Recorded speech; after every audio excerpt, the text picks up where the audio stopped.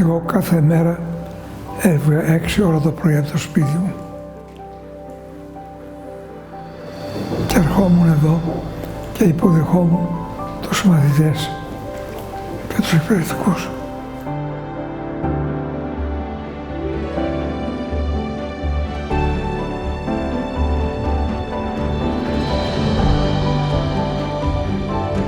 Το πρωί-πρωί όταν έρχεσαι και δεν είναι κανείς, το σχολείο έχει 2 μυρωδιές και μυρίζει κάτι μεταξύ μολύβι, στυλό χαρτί και κρουασάν από κάτω.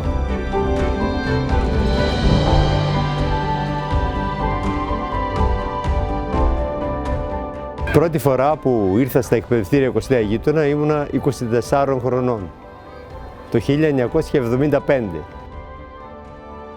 Εδώ σε αυτό το σχολείο μεγάλωσα, πέρασαν 42 χρόνια που το υπηρέτησα, 42 χρόνια και μου φαίνεται σαν χθες. Είχα περάσει και μια φιλοσοφία με τη θέλησή μου αλλάζει τον εαυτό μου, με την αγάπη του άνθρωπου και με την ενεργητικότητα και δραστηριότητα. Αλλάζω τον κόσμο. Το πρώτο πράγμα που κάνω το πρωί είναι το μήνυμα καλωσορίσματος στον πίνακα. Κάθε μέρα είναι διαφορετικό, ανάλογα με τη μέρα, ανάλογα με την επικαιρότητα. Έτσι το τελευταίο και χαρακτηριστικό που θυμάμαι ήταν στην Παγκόσμια Μέρα του Βιβλίου, Παιδικού Βιβλίου, που τους καλωσόρισα, καλημέρισα λέγοντας «Καλημέρα βιβλιοφάγοι».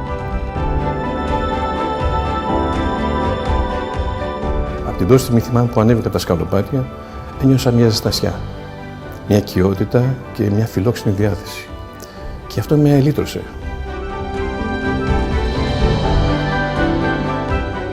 Το παρελθόν σε αυτό το σχολείο είναι οι βάσεις που χτίστηκε το μέλλον του. Εγώ εύχομαι να συνεχίσει να ονειρεύεται όπως ονειρεύτηκε όλα αυτά τα χρόνια και να κάνει τα καινούργια όνειρα πράξεις για το μέλλον. Τι θα έλεγε σε κάποιον που είναι 50. Έχει καταφέρει να μπουσουλήσει, έχει καταφέρει να περπατήσει, καταλαβαίνει τι ωραίο που είναι να τρέχεις. Νομίζω στο CGS και σε όλους μας, όσους εκκλησιάζουμε στα 50, αξίζει να καταλάβουμε ότι ενδεχομένως μπορούμε και να πετάξουμε.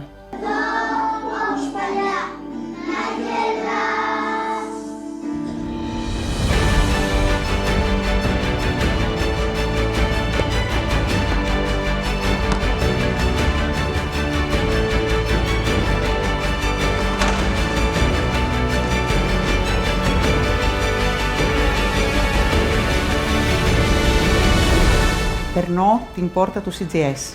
Ένα κλίμα με ανθρώπους που έδιναν αφιδό στο χαμόγελό τους, έδιναν αφιδό στη βοήθειά τους και αυτό νομίζω ότι συνεχίστηκε να υπάρχει και να το βιώνω εγώ, να το βλέπω σε όλα τα 35 χρόνια της πορείας μου στο σχολείο.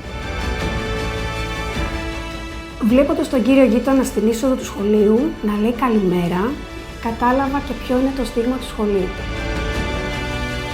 Στα χρόνια που θα έρθουν, το σχολείο θα είναι πάντα ένα σύγχρονο σχολείο που θα δίνει νόημα στην έννοια της εκπαίδευσης.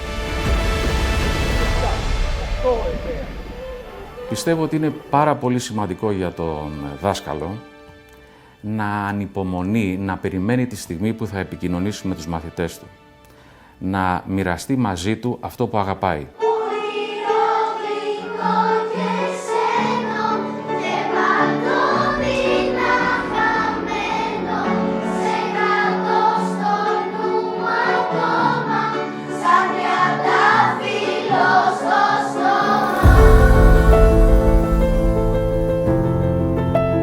Μου έμαθε το σχολείο να εξελίσσομαι. Μου έμαθε το σχολείο να μην αφήνω τα πράγματα στάσιμα. Είμαι υπερήφανη μαμά, τώρα είμαι υπερήφανη γιαγιά, γιατί και τα δυο μου εγγόνια φοιτούν στο σχολείο αυτό. Ελπίζω να είμαστε καλά, να βλέπω το σχολείο να προοδεύει και να συνεχίζω να λέω το σχολείο της καρδιάς μας.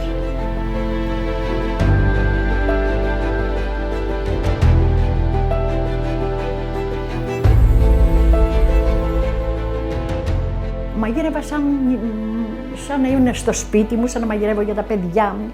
Να ρωτάω τα παιδάκια έξω, παιδάκια τι φαγή σας αρέσει να το κάνω, ας πούμε. Πήγαιναν να δούμε είχαν φάει, δεν είχαν φάει.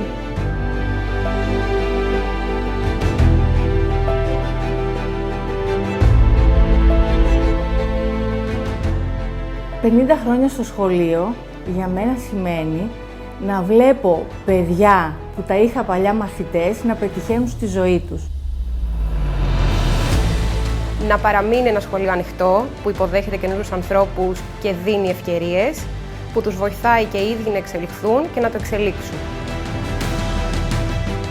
Μεγάλωσα μαζί του και μαζί του όλα μου τα όνειρα και εγώ συνεχίζω να είμαι ακόμη εδώ.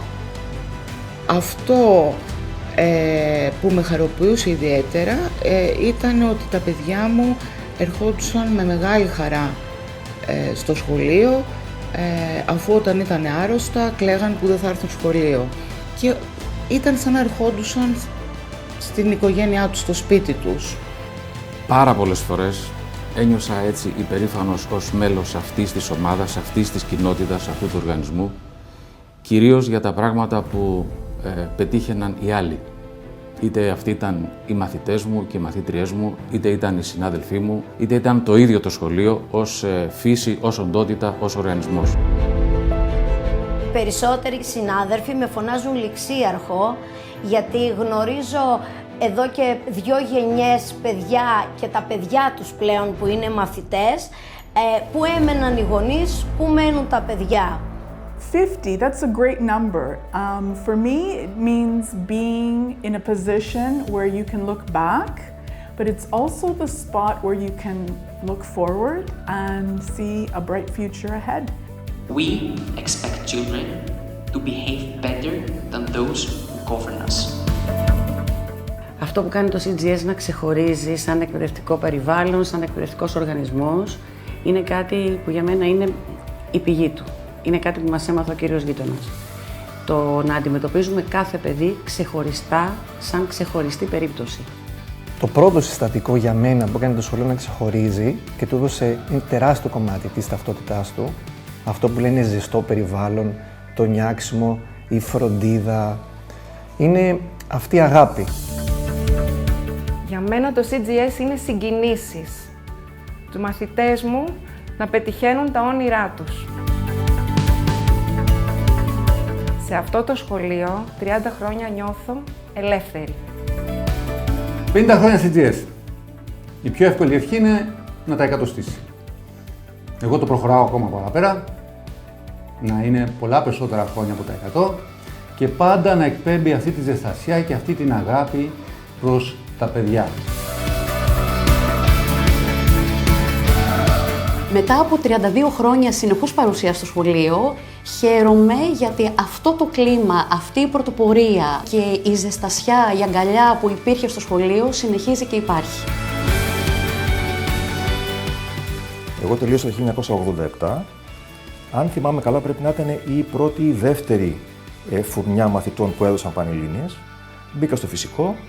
Μάλιστα θυμάμαι ότι ο κύριος γείτονας, ο Χρήστος, ο πρεσβύτερος, φεύγοντας μου είχε πει ότι όταν καλές σπουδές, καλή επιτυχία και όταν τελειώσεις, εδώ υπάρχει μια θέση για σένα. Κάτι το οποίο έμαθα μέσα από τη δουλειά μου στο σχολείο τόσα χρόνια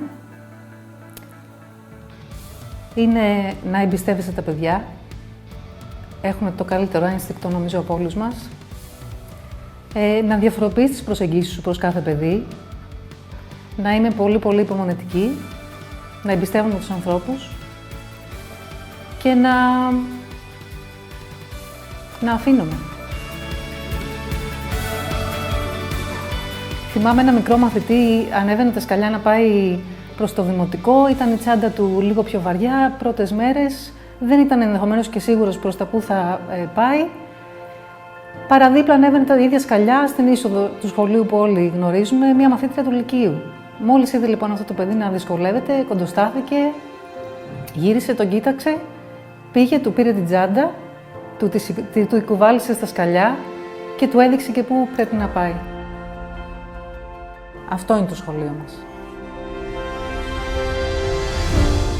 Για να γεννηθεί το CGS, χρειάστηκε το όραμα ενός ηγέτη. Αλλά για να φτάσει στα 50 χρόνια ζωής, Έπρεπε να κάνουν αυτό το όραμα δικό τους οι άνθρωποι του σχολείου. Σε αυτούς οφείλεται η σημερινή επέτειος και για αυτούς είναι βαθιά ευγνώμων. Να συνεχίσουμε το όμορφο ταξίδι με όλο το θάρρος και την τόλμη που έχουμε κληρονομήσει. Δεν έχουμε να φοβηθούμε τίποτα.